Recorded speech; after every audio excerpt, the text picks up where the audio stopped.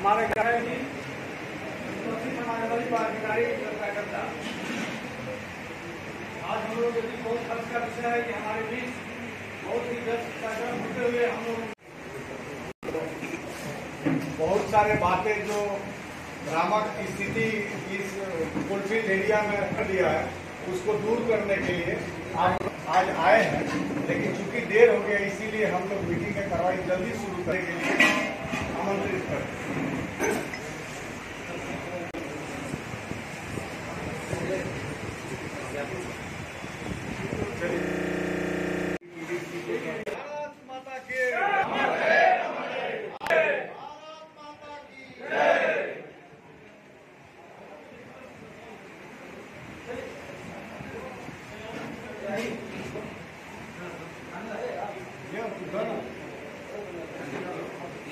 इसीलिए हम लोग मीटिंग की कार्रवाई जल्दी शुरू करेंगे और मीटिंग की कार्रवाई करने के लिए हम महामंत्री को जी जी हाँ, पूरे भारत के जितने भी कोयला उद्योग है, कोल इंडिया के आज सब्सिडी कंपनीज है, कोलकाता हेडक्वार्टर है, सिंगनी कॉलरीज है और नैवेली लिग्नाइट जो तमिलनाडु में है, पूरे कोल उद्योग में जो उद्योग के सामने समस्या है, मजदूरों की समस्या है, इनके निवारण के लिए भारतीय मजदूर संघ जो अखिल भारतीय खदान मजदूर संघ के ओर से 23 जुलाई से लेके 17 सितंबर तक जो है पूरा ऑल इंडिया लेवल पर एक बड़ा अभियान चलाने वाले हैं।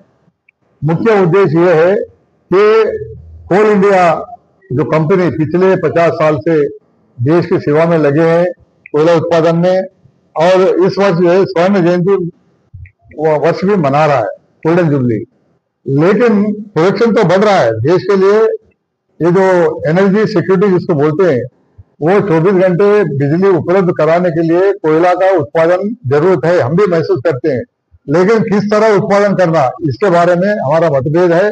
जो कोल इंडिया प्रबंधन जिस तरीके से अंधाधुंध केवल उत्पादन चाहिए, कैसा भी करो, मजदूरों का शोषण करो, ये हम मानने के लिए तैयार नहीं है। प्रोडक्शन तो बढ़ते जा रहा है, लेकिन जो परमानेंट एम्प्लॉई स्थायी कर्मचारियों की संख्या बहुत तेजी से घटते जा रहा है। 15-16 साल पहले 6.5 लाख लोग रहा करते थे, आज जो है घटते घटते 2 लाख तक सीमित हो गए और आगे जो है रिटायर होते जा रहे हैं। और लेकिन प्रोडक्शन तो बढ़ रहा है, कैसे बढ़ रहा है? ठेका मजदूर, आउटसोर्सिंग, एमडीओ मॉडल, नए तरह प्रॉफिट शेयरिंग, मतलब केवल एक मुनाफा कमाने वाला कंपनी के सब बनाते जा रहे हैं। और ऐसी स्थिति अगर कंटिन्यू हो जाए तो आने वाले 10-15 साल के बाद आज दुनिया का जो मशहूर कंपनी माना जाता है कोल इंडिया बोलते, लार्जेस्ट कोल प्रोड्यूसिंग कंपनी, वो नाम नहीं रहेगा और एक आउटसोर्सिंग एजेंसी रहेगा। प्रोडक्शन तो निकलेगा, प्राइवेट कंपनियां आ रहे हैं, प्राइवेट एमडीओ मॉडल में दे रहे हैं और वो लोग निकालेंगे, लेकिन कैसा?